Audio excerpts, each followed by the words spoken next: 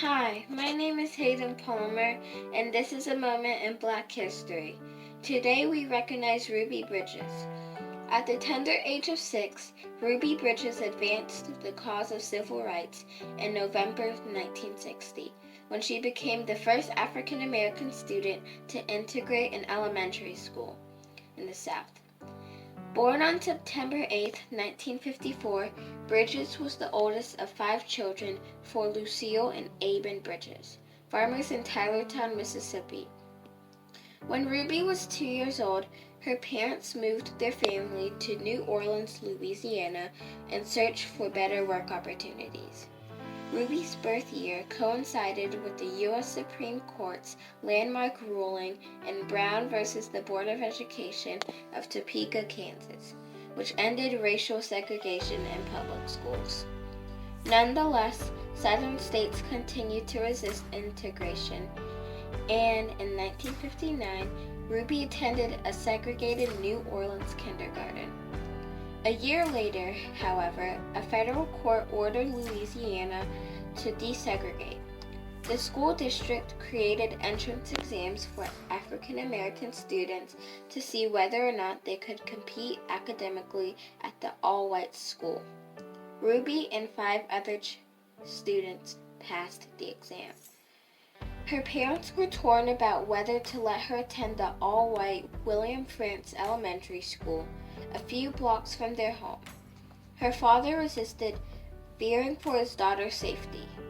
Her mother, however, wanted Ruby to have the educational opportunities that her parents had been denied.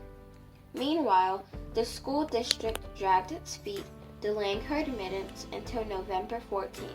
Ruby and her mother were escorted by 4 federal marshals to the school every day that year.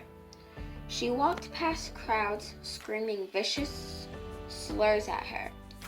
Undeterred, she later said that she only became frightened when she saw a woman holding a black baby doll in a coffin. She spent her first day in the principal's office due to the chaos created as angry white parents pulled their children from school. Ardent segregationists withdrew their children permanently. Barbara Henry, a white Boston native, was the only teacher willing to accept Ruby, and all that year she was a class of 1. Ruby ate lunch alone and sometimes played with her teacher at recess, but she never missed a day of school that year.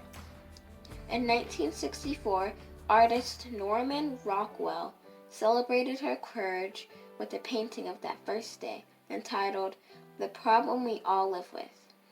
Ruby graduated from a desegregated high school, became a travel agent, married, and had 4 sons. She was reunited with her first teacher, Henry, in the mid-1990s, and for a long time the pair did speaking engagements together. Ruby later wrote about her early experiences in 2 books and received the Carter G. Woodson Book Award.